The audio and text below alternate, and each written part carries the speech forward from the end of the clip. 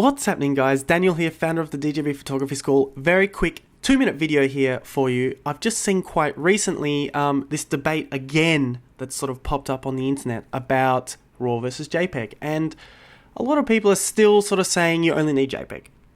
The truth is you don't need RAW, but if you want to take your work to the next level, then it's highly recommended. So here in front of me I have two files. They're the exact same photograph. This one on the right here, you can see down here, is actually a JPEG file. So what I've actually done is taken this one. This is the RAW file, the original RAW file. You can see it's a DNG because I convert everything to DNG when I import it into Lightroom. This is the DNG RAW, and I've just exported that as a JPEG, and then I've re-imported that JPEG back into my Lightroom catalog. You can see I've got a little collection here called RAW versus JPEG. So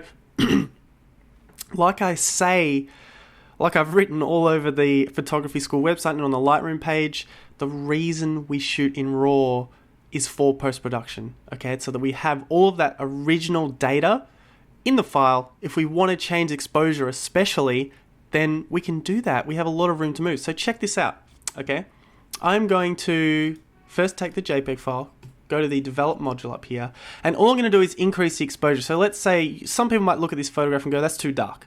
This is actually, by the way, this is at the Great Ocean Road in Victoria, Australia. Let's increase this. So let's say I want to see more of the subject here. Let's just increase that by, I don't know, 2.75. Now you can see what's happening here is it's become quite faded. The highlights or the brighter areas have become quite blown out. I'm going to go back to this RAW file here. I'm going to do exactly the same thing. Click on the RAW file and let's increase the exposure. Say we want to do this much. Well, let's just bring it down just a tad, okay? Now, what I might also do is just grab these highlights just to show you how we can get a bit more detail back in the sky here. I'll try and do that same thing on the JPEG file. Bring that down. Now, all I'm going to do is compare these two files, okay? Check that out. Now, this is a perfect example of why you want to be shooting in RAW.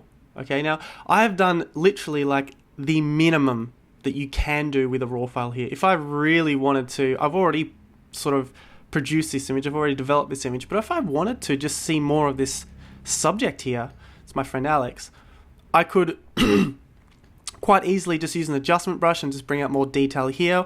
Whereas if I tried to do that here in this darker area, I'll show you right now. Let's say this area is really dark. I'm going to just, don't worry too much about what I'm doing, but I'm just going to selectively adjust this area. See how that's just basically just gone white.